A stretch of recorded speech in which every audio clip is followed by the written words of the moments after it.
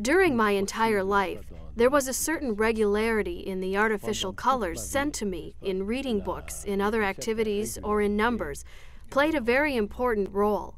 There are alphabets in writing. In English, in French, in Hungarian, in Russian, in Italian, in Spanish, in all the languages of the world.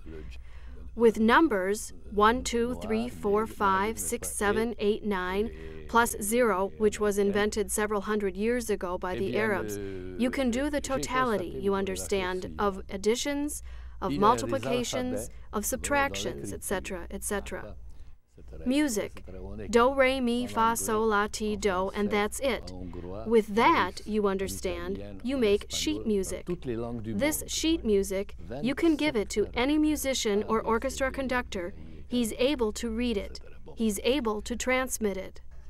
I said to myself, how is it that only painting, as an art, is the unique one that looks at nature, looks at women dressed or nude, looks at a table with utensils, with apples, with fruit on the top, and in looking at nature, landscapes, still life, and all the rest, we create an art that's where we've been since we began painting. And everywhere, there was an alphabetic system which permitted an infinite multiplication of these inventions.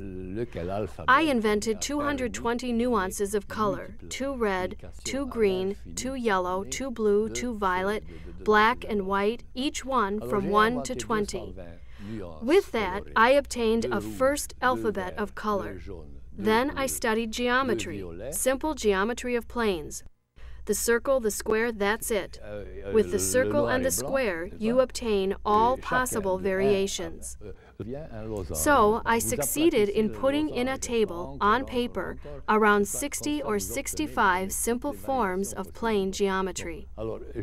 One fine day, I noticed the 2 dimensions, like it is with the canvas, which only has 2 dimensions. Because if it was nature, it was a false perspective. So what to do so that the 2 dimensions become more than 2 dimensions? Purely and simply, I invented the plastic unit, l'unité plastique, that was the element of the alphabet. I added movement. There are already 2 dimensions, plus movement, that was 2. There was a space that formed around these forms, especially when I began to inflate the forms. The big circles, the big squares, and then smaller and smaller and smaller, up until it was the series.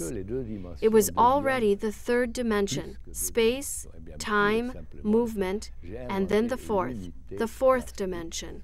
An infinite variety, as you will, but it's inexplicable. A billion, absolutely indefinable.